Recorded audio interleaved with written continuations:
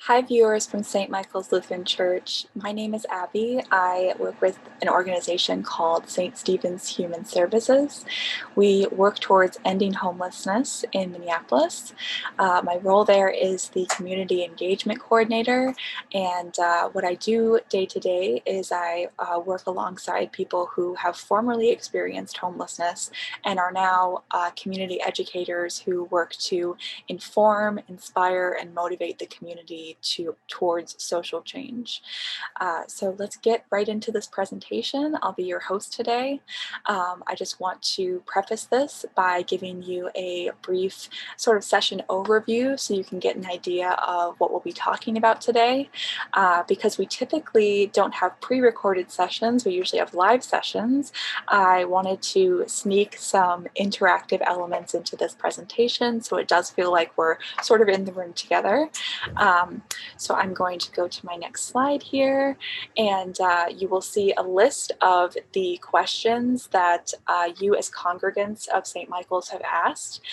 So I'm going to be giving you all sort of a basic timeline of how homelessness has looked in the United States, but then I'm going to be informing the rest of the presentation with each of these questions that you all have asked. So I'll start now. So for our session overview here, this session is going to explore the historical background through present day context, scale of the issue, as well as the societal and social emotional aspects of homelessness and housing instability in the United States. I, as the staff member of St. Stephen's, am going to host and share from a service provider perspective on the following topics: causes of homelessness, who is most affected, strategies to address homelessness, addressing chronic versus acute homelessness, effects of homelessness on children and school access, effects of COVID-19 on homelessness, encampments, ways to create systemic change, and as well as advocating to end homelessness in your personal and professional lives. Finally, an individual with lived experience of homelessness will also be adding context to these issues by sharing their unique perspective. Through storytelling, our goal is that listeners will be able to develop a better understanding of the challenges, successes, and unique insights gained by individuals who have personal experience accessing supportive services. So we'll start off by giving you all an introduction to our program. Our community engagement program is called the Day in the Life. The Day in the Life program is St. Stephen's community engagement program that is hosted entirely by community educators who have firsthand experience with homelessness. The purpose of the Day in the Life program is to benefit community educators in their healing, growth, and self-expression, as well as platform their experiences and invaluable perspectives as we motivate community members to learn, engage, and advocate on all levels to address the issue of homelessness in their communities. We equipped our participants to become members of an informed, empathetic, and activated community around the issue of homelessness through combining quality education, community engagement, and finally advocacy. We believe seeing the broader picture of how this issue has evolved over time gives our participants a deeper context as to how and why this issue continues to show up and impact our present-day communities. We also offer hands-on experiences for relationship building because we see that shared experiences help to cultivate a deeper sense of community. Through connecting real faces and names to the word homeless, participants are also able to view the issue of homelessness as far more than a statistic. Finally, we want to leave our participants feeling both inspired and ready to put their newfound experience and action and knowledge into action. So we'll get right into the historical timeline. We do this in 4 distinct waves of which basically represent periods of time when the number of people experiencing homelessness in the US increased substantially. So the first wave actually came at the end of the Civil War when emancipation occurred in the South. During this time, 4 million formerly enslaved Black individuals and families were emancipated.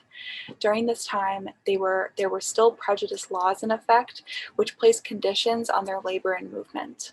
Although the Freedmen's Bureau was assigned to ideally help them acclimate into society with the new rights they were promised, when it came to securing housing and other vital resources like food and land that was usable for farming, they continued to experience social and economic discrimination and were largely without means of acquiring social capital. The lack of long-term investment meant that they didn't get what they needed in order for a successful integration into their communities to take place, which would have prevented them from having to seek out other means to house themselves. These discriminatory restrictions limited their options not just for usable land, but also medical care and other foundational needs immediately following that emancipation. This resulted in many Black citizens going into indentured servitude to avoid homelessness and provide for themselves and their families. We suggest that everyone watches the free PBS documentary called Jim Crow of the North if you're curious about seeing how discrimination affects housing patterns in Minnesota present day. The second wave was sparked by an accidental tragedy, which was the Great Chicago Fire of 1871. This fire spread quickly and stretched over 4 miles of the city. After lasting for nearly 72 hours, it left around 100,000 people without homes. The third wave came when the economic downturn of the Great Depression happened. At the end of the 1920s, the Great Depression had such an impact on homelessness that with a quarter of the workforce laid off, the number of people without homes rose to 2 million. It was also around this time that we saw the rise of migrant workers, and the term hobo was popularized and began appearing in popular American literature. This term took off when a number of laid-off workers would hop freight trains and travel from place to place looking for work. When these travelers were stationary, they were able to avoid becoming homeless by living on what was then Skid Row, sleeping inside of inexpensive single-occupancy motel rooms. Well, this is just one look at sheltering and housing instability during this time. I believe the hardships that brought migrant workers to this point are very important to note because this life was often romanticized in American literature as a, quote, escape from reality, and the word hobo can still bring about the same image of a white male, which most of these workers were on the move from place to place. Because this is still the image that comes to many of our minds when we hear the word homeless, I'd love it if you would put a pin in that, as we'll be discussing how homelessness really shows up in our present day communities in just a moment. Finally, that brings us to the fourth wave, and this wave has continued on through the present day. The fourth wave, where we saw a significant increase in the number of people experiencing homelessness, was during the early 1980s recession. This is when the United States, and for our state, the Twin Cities area in particular, saw the more dramatic gentrification of neighborhoods and social service and welfare cuts, which negatively impacted already struggling individuals and families. This is where the number of people experiencing homelessness in the US increased substantially since its previous decline post-Great Depression, and social services, including what was then St. Stephen's Church, began to grow over the following years to meet the rising crisis. Now we will get into congregant questions, which are going to influence the rest of this presentation and where we go with this issue. The first question is, who is the most affected by homelessness? The second question is, what causes homelessness? These are really complex questions, so let's get into it. First, we're going to go over sort of the macro view of this issue by talking about some commonalities, differences, historical effects, and statistics. In the United States, we know there's around 500,000 people experiencing homelessness. In our state of Minnesota, our homeless population makes up about 10,000 of that number. Of that number, around 4,000 of those individuals live in Minneapolis alone. So who experiences homelessness and why? Well, we see individuals, families, and unaccompanied youth from all socioeconomic and racial backgrounds here. Certain groups are disproportionately represented. For example, in our state, about half of those experiencing homelessness are youth. Both accompanied and unaccompanied minors are included in that number. And we see the Black, Indigenous peoples, and LGBTQIA+ communities overrepresented when it comes to homelessness. On the larger scale, we're seeing the impacts of historical traumas, systemic inequity, generational poverty without meaningful systemic interventions, impacts of rental and job discrimination, the mental health crisis, and combined lack of meaningful supports following deinstitutionalization in the 1960s. And economically, we're seeing unemployment and insufficient wages being given that don't match the rising costs of rent, as well as challenges accessing essential health services for low-income and immigrant individuals. Another commonality we see is the need to flee domestic and sexual violence in households, aging out of the foster care system, a lack of in-family support for LGBTQIA+ youth, substance abuse disorder, and the need for housing first and career reintegration services for people coming out of incarceration. Now, with the combination of the colder months and the pandemic, we're seeing exposure to the elements and the inability to shelter in place becoming even more deadly. Ultimately, we always want to point back to the fact that the reason people experience homelessness is because there is a critical need for more low barrier and no barrier affordable housing, with additional supportive and culturally competent services for folks once they obtain that housing. We believe a number of causes need to be addressed in order to fully resolve the issue of homelessness. So this is where we make connections between where housing meets other systems in our society. The first one we will go over is where housing meets overall health. So we'll kind of divide this into where this issue can start, where this issue intersects with the issue of homelessness, and where it can finally end, what solutions we see going forward. So where it starts is that we believe that housing is one of the most powerful social determinants of health, because having a safe and stable place to live is really where everything begins. We know that people experiencing homelessness are more likely to face health challenges related to chronic physical and psychological stress. Those who stay in our shelters are twice as likely when compared to the general population to have a chronic disability or health condition.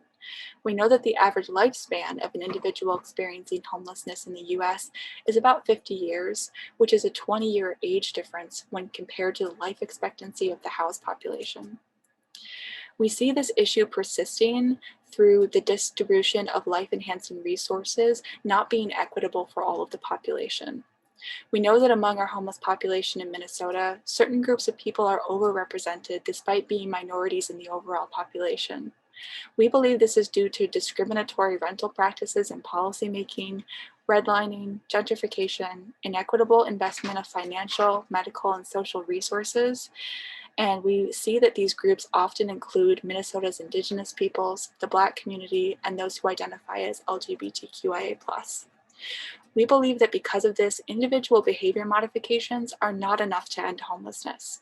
We also see that health equity cannot be achieved in our population without changing the way that we look at the distribution of social determinants.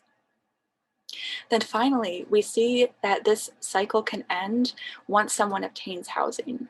When someone obtains housing, we've noticed that it can be like a positive domino effect, a chain reaction where related resources and more holistic means of healing become more accessible. We often find that once folks are able to obtain housing, the recovery rates and related challenges tend to improve much more rapidly once they've been given that stable foundation. At St. Stephen's, we view housing as a basic human right and use the housing first model, which essentially means housing first and then supportive services, to achieve our goal of ending homelessness. Because we live in a state where affordable, low or no barrier housing is not plentiful, we also use the harm reduction model, which answers the question, how can we reduce harm on the road between housing insecurity and stable housing when addressing the many factors that often intertwine with unstable housing?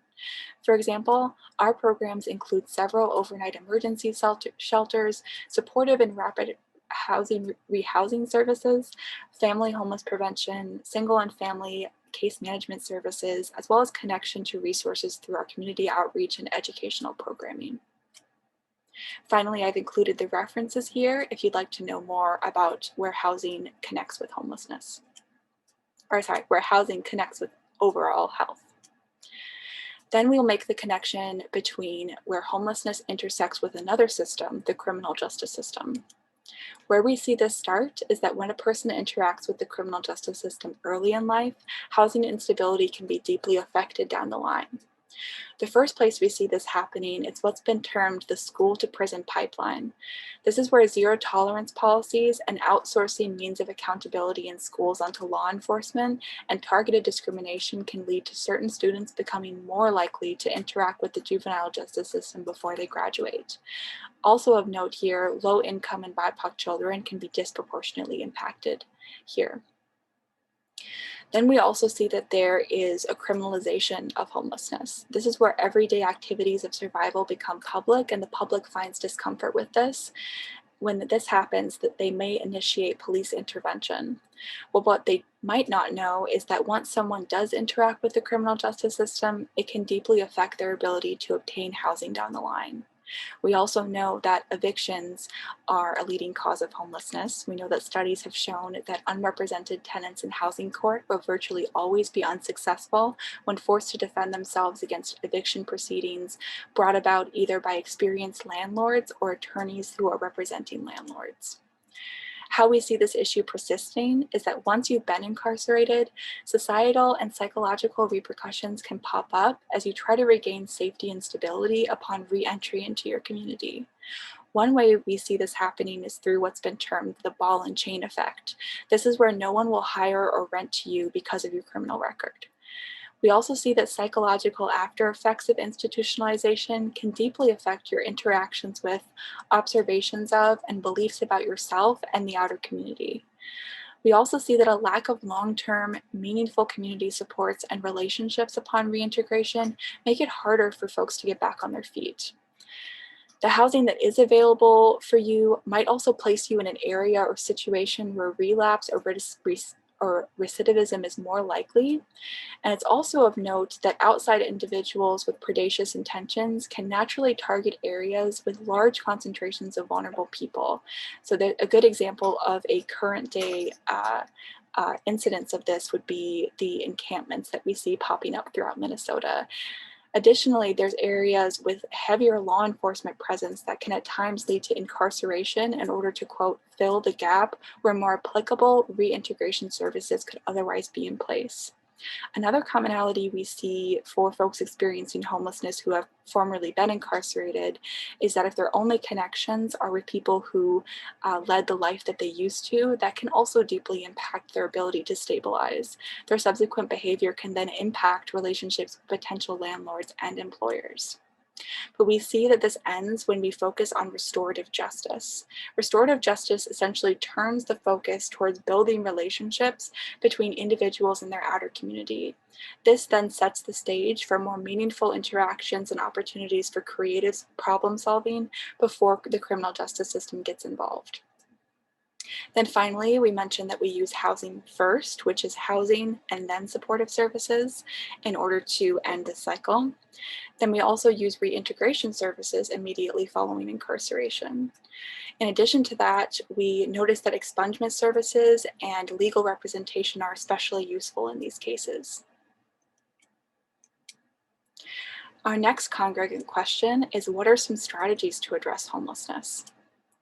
So St. Stephen's recently merged with another organization called House of Charity. So this list will be a comprehensive list of all the services that we utilize on our mission to end homelessness. The first is early intervention. The second is housing. The third is outreach and shelter. The fourth is community resources. The fifth is chemical and mental health recovery. And the fifth is other on-site supportive housing and scattered site permanent supportive housing. The next is free meals.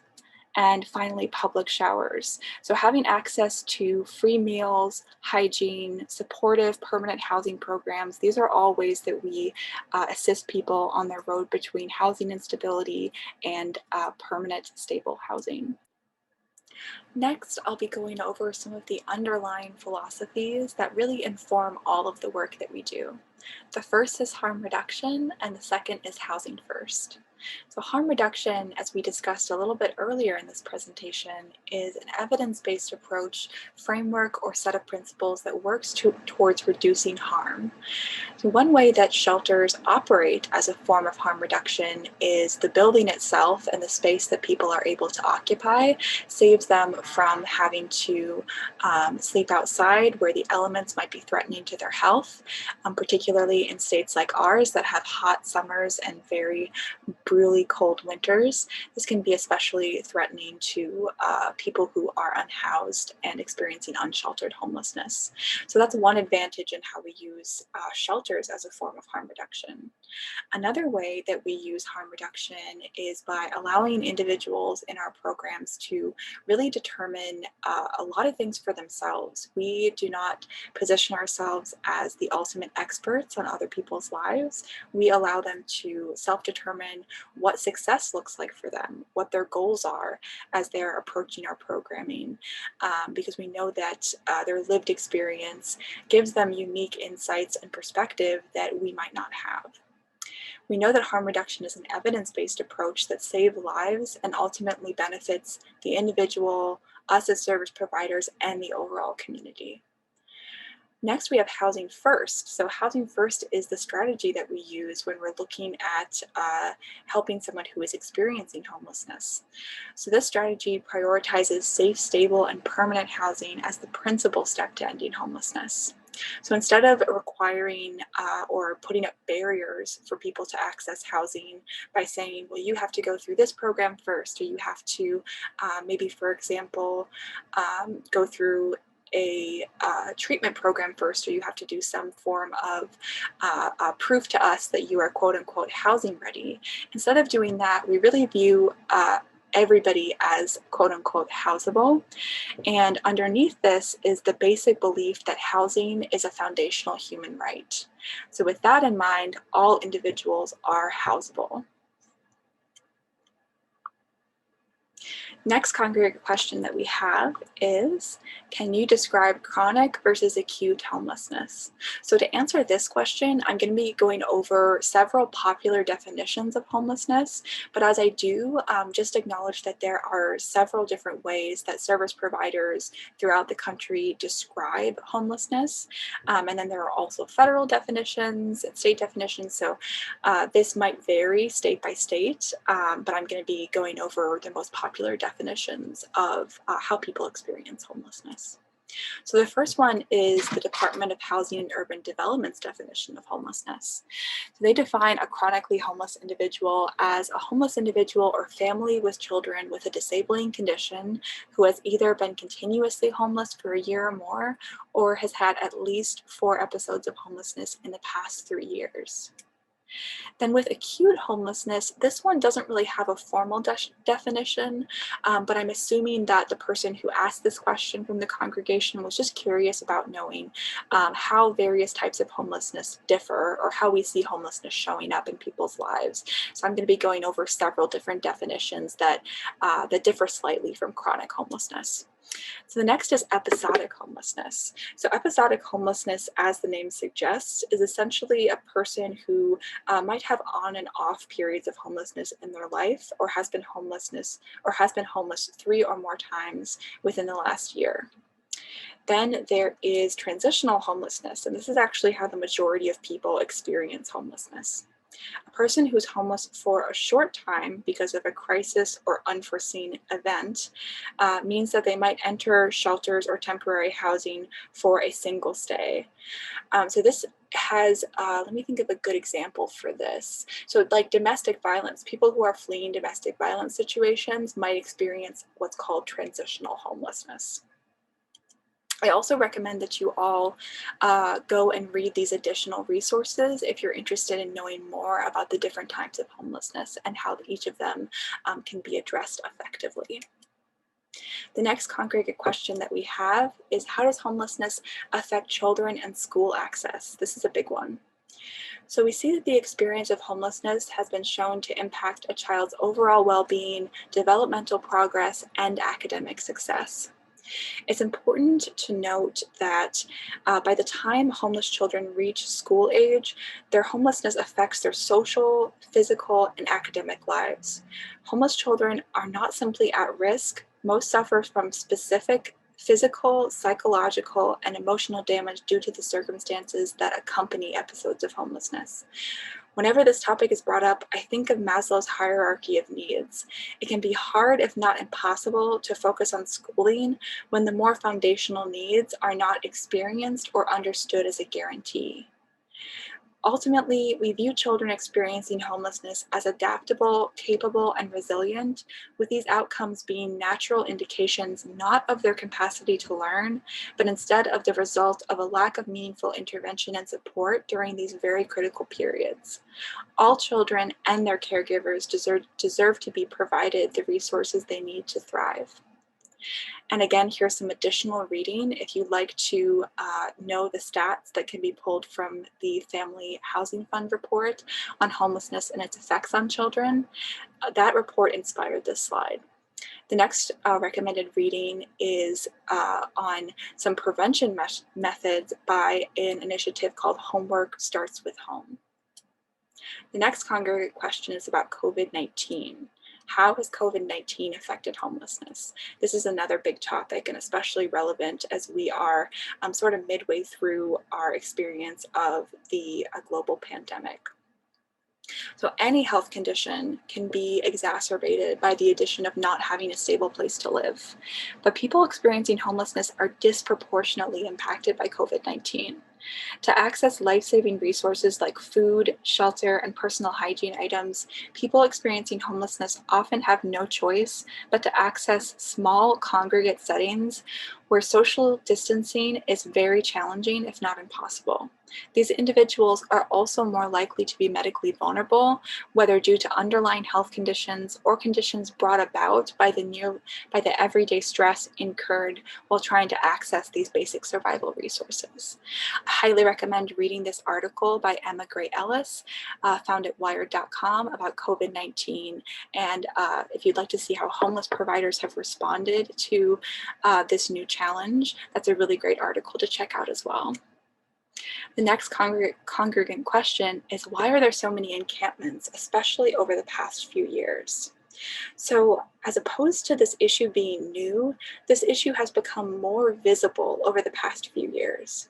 Most people experiencing homelessness who stay in tents are asked to vacate the premises, particularly if the spot they are sleeping in is visible to the public. This simply attempts to hide the issue rather than resolving it for those experiencing unsheltered homelessness. Public perception and how we discuss these encampments, which are a visible symptom of a much broader issue, directly impacts those experiencing homelessness. The much broader issue is that we live in a community without truly affordable and low barrier housing.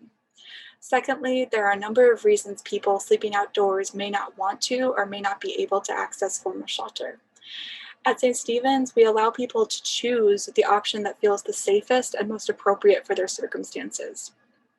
Rather than focusing on visible incidences of homelessness, we as a community can make a difference by shifting the focus back onto solutions, affordable and low or no barrier housing for all. And here's another recommended reading resource if you're more curious about why encampments exist and initiatives that are being put in place to assist. Next, we're going to go into our community educator perspective. So this is where you will hear an interview with Samantha McShane, and this is where you'll be able to see homelessness as a more perceptible issue. Samantha has a great quote that she likes to use, that homeless is not a person, it's a story.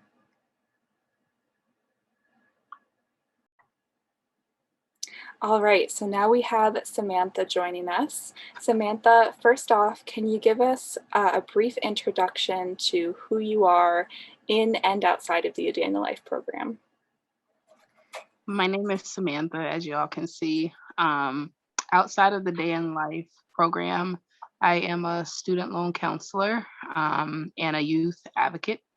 So my day-to-day life, I pretty much take a lot of phone calls, and I work with youth in mentorship. Inside of Day in the Life, I spend time educating different audiences, whether it's you guys, whether it's professionals, whether it's just students who want a better perspective on not just homelessness, but community issues. And so inside of a day in the life, this is kind of what I do. Earlier in this presentation, we discussed harm reduction and the role of shelters in the work to end homelessness. Could you give those listening to this presentation an idea of what a few different shelter environments in Minnesota look like and what you believe to be sort of the advantages and disadvantages of each one? Yes. First, when we say shelter or shelter environments, we're primarily talking about emergency. We're not talking about transitional housing. We're not talking about spaces and places where people can live for long periods of time. So you have different types of shelters. One example is we all may know Salvation Army. So a shelter like that, you have multiple beds in one room. Um, you could probably put about 6 people in one room. And it's very simple. The goal is to get people from outside to inside, but it is the capacity to hold homeless people. There's a lot of room there. Then you have a uniquely different shelter, which is St. Stephen's, and there is a women's and a men's, and it's separated. But there is not as many spaces as somewhere like Salvation Army, but there is a lot more structure in place. In the morning, there's the meal time. There's a shower that's sectioned off, and only so many people can be in that shower. And then there are bunk beds. Um, in this specific room, and it only I believe it only houses so many people. And the reason I'm comparing those two is simply because while one shelter has a lot of capacity and it can get as many people from outside as possible, it doesn't have the same structure. And I believe that's important because a lot of time when dealing with people's boundaries, developmental or emotional needs, sometimes that structure is not always in place. And that's not to say that either shelter is, one is bad or better than the other. What it is to say is, I think Salvation Army is more of a shelter that's responding to an acute need, and St. Stephen's is a shelter that is responding to an immediate need, but also trying to place a little bit of structure in place to give people a bit of their own developmental needs, like their space, their privacy, a little bit of structure as far as breakfast time, the time that people, need to be down and need to, kind of turn off the TV and go to sleep. So a little more structure there. One of the things that I've learned from, just being in different shelters, depending on the person who is living there, um, sometimes, even though there is an acute or emergency need right away, the important thing is sometimes some people don't do well. Even if you say, hey, I got a bed at St. Stephen's, and that would keep them from, living outside or being outside. Sometimes because that space does not have the structure or whatever it is that they need internally, some people would rather be outside because they would feel triggered going into those spaces, or they feel like they would relapse, or they don't feel safe, or they feel that their mental health is at risk. So on one hand, while we feel like, okay, homelessness is the way to go, let's just get as many bodies as we can in the shelter, there are other things that are happening when that's the only approach. So just wanted to compare those two to allow you guys to see that. That's a really helpful comparison. You mentioned too that there's some transitional housing environments that look quite different from shelter environments. Could you talk about that difference and maybe your experience with some of the advantages of transitional housing environments? Yes. Usually a transitional housing facility, some of them are different and they're regulated differently. When it comes to chemical dependency, usually you have to do what's called a Rule 25. Usually those are, that's a space where people are given a case manager and they develop a long-term plan to get the individual stable and into stable housing, but they're able to actually live on site. Um, so that's different, being that some transitional housing spaces actually offer people their own room with their own shower in there, and they can actually only be in a room by themselves. And I find that helpful, especially when you have people that has come out of long-term homelessness, and maybe they need to decompress or whatever the case may be. That is very helpful in that sense.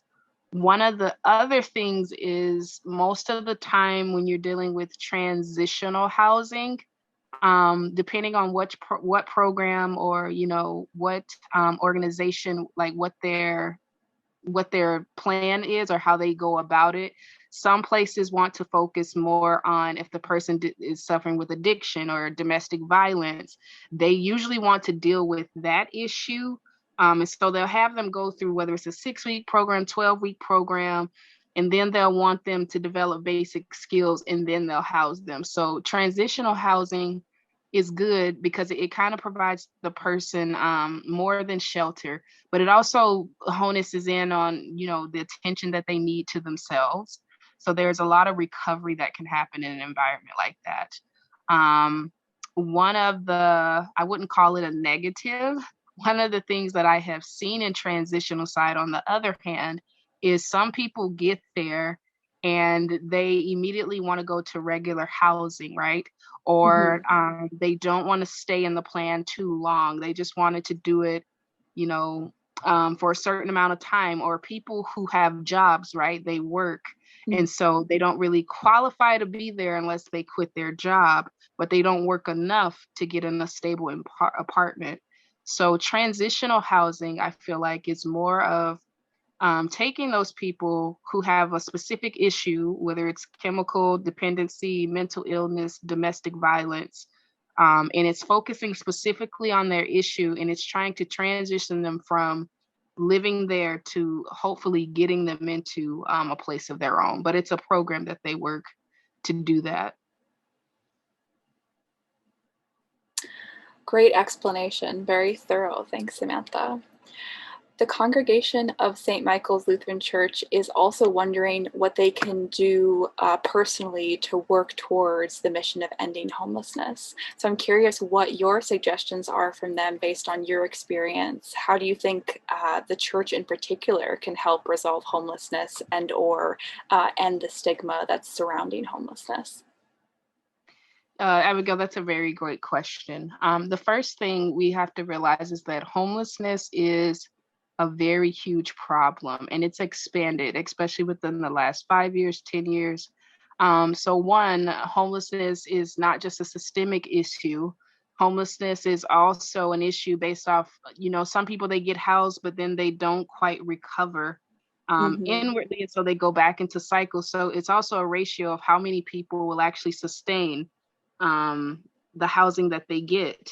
And then, there's mental illness. So there's so many factors. So the first thing the church has to decide is what group of people, or what is their mission? Like what part, like who do you want to help? Because it's so big and you can't do it all, and you can't help everybody, unfortunately. And then you have to think what is in the church's capacity to do. I have seen a church where they have a nice medium-sized space, like a basketball court, under their church. And on Saturdays, they have these nice, soft, fuzzy bean bags, and they serve them nice food before they come in. But that part of their church is a shelter. Some churches don't have the capacity to do that. So we're not going to ask you to do that. But one of the basic things you need to do is develop a mission statement and think about what group of homeless people you want to help, or what is your mission statement? Like what angle do you want to take? That way you stay within the parameters of, your mission. And then the second thing, what do you have the capacity to do financially, space-wise? What do you have the resources to do? And then secondly, if you just want a small start, you can always do things like simply start a donation fund. You can start a small feeding program, something that's doable, so that when homeless people are leaving shelters, they have more spaces to come and eat, or more spaces to like, even if the church wants to host something where there's resources where they can like, hey, here are all the resources that are in the Twin Cities. Those are small things that the church can do within their capacity. Now, if they're thinking more if the church has more resources or they want to do more, then that's when they would want to look into, like I said, you can choose to make a part of your church a shelter space. But the first thing you want to take a look at is what percentage of people are homeless in your area. Mm-hmm. You need to know what kind of people you're going to be dealing with. And then the second thing is, if that's not the route you want to go, you may want to look into what partnerships can you develop with spaces, nonprofits, and businesses that are already doing this issue. And maybe you need to go and shadow them and see what they're doing until you come up with the infrastructure for how you want to attack or deal with this specific issue. Wow, very, very, very well said. And I would definitely add to that that St. Stephen's has really appreciated being able to use church spaces. Both of our spaces pre-COVID were in church basements. And the church really has a history of stepping up whenever there are social justice issues in their area. And so I really appreciate your perspective there, Samantha. Can you describe what cultural competency means to you as it relates to homelessness? Yes. I believe that, and this is not the Webster's dictionary version, so if it's not what some of you expected, you'll have to forgive me.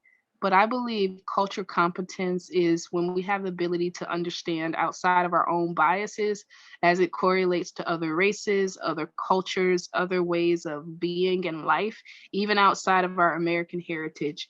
One thing I noticed with Minnesota is we have a lot of foreigners who come in from different countries, and they come in predominantly knowing English, which is great, but they come in and then they slowly become conditioned to our way of doing life. And I mention that because I think in the future, what will begin to happen is we will have a less rigid structure of what that's going to look like. And what I mean by that is eventually, I think cultural competence will be a part of the medical field, the education Mm-hmm. field, the IT field, because we're having so many different forms of life and culture beings that are merging and, so many differences in people. So eventually we'll all have to learn to be culturally competent to each other. But that's my basic definition.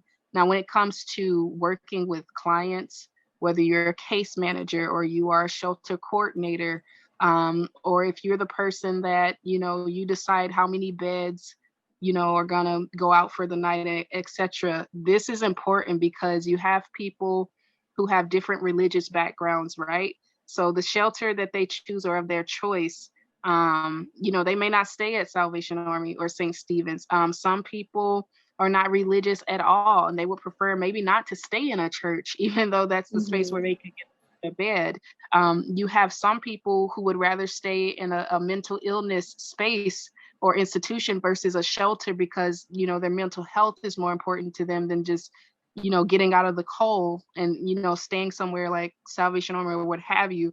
It just wouldn't turn out right for them. So when I say Mm-hmm. cultural competence, it's not also just based on race. It is also based on the fact that the way we do life here in this nation is not the same as the people coming here. So we'll have to learn new international and foreign skills so that coming in, we'll be able to adopt these tools in our shelters, in our format of care, just so that it'll be helpful for how we're caring for individuals. Well, that's the perfect note, I think, to end this on. I have one last question for you. What do you enjoy the most about discussing the topic of homelessness with these community groups? I think what I enjoy the most is the questions, because it gives me a chance to really take time and thought and effort, not into just what my experience was, but to think beyond my experience. And I get to look into what are the ratios of homelessness like in the state of Minnesota, in America. And then I get to sometimes when you've experienced homelessness, that great, but when you find out it's a problem that's bigger than you, it just makes you curious. So I enjoy thinking about solutions. I enjoy the questions that I get. I enjoy just, looking up the topic, sometimes even finding the numbers or finding out which cultural groups are affected, how many Native Americans are homeless. And most importantly, I enjoy my quote that I always say, expressing that homelessness is not a person, it's a story. I think that people should really understand the dynamics of homelessness, and they should also understand that it is something that's serious, but it's not a person's identity. So I enjoy that. And I just enjoy everyone that asks questions, that challenge me even in my own way, because it makes me want to do more and it makes me want to research more and learn more. So Well, Samantha, I can say as someone who works with you, I always see you progressing. I always see you growing, and I am just so honored to be able to do this interview with you today and have St. Michael's Church be able to hear from your perspective. You have a lot of expertise, so thank you for sharing. thank you too, Abigail. You're the best. All right, that brings us to our final congregant questions, which are, how can we help? And how can we create systemic change? So because of the time constraints that we want to respect of how long we have for this presentation for you all, I'm going to be going over our several action step slides, but I'll have you all pause on each one of them to read through them. You can take a picture if you like or a screenshot. Otherwise, you can have them, they'll be accessible through a post-session email that I'll be sending out with clickable links, resources to continue the conversation and continue advocating alongside us. So I'll go through these briefly here. The first step to taking action and taking advocacy beyond this meeting is individual, by continuing your education. The next is social, by continuing the conversation. And the next is structural, by continuing to show up. Next, we have more detailed ways that you at St. Michael's Lutheran Church and congregants can take action to end homelessness alongside us. Here are some more detailed individual suggestions for you, some places to donate financially, as well as some ways to continue prioritizing the voices of people who've experienced homelessness, as well as homeless service providers in a more structural way within your organization, within your personal lives, and within your professional lives. Finally, I want to thank you all so much for watching, and by doing so, partnering with us to create a more informed, empathetic, and activated community around the topic of homelessness. If you're looking for a place to continue the conversation or tell us how we can improve this presentation, I promise you praise and critique are equally valued here.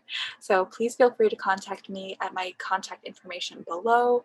I hope you all have a great rest of your Sunday. Bye-bye.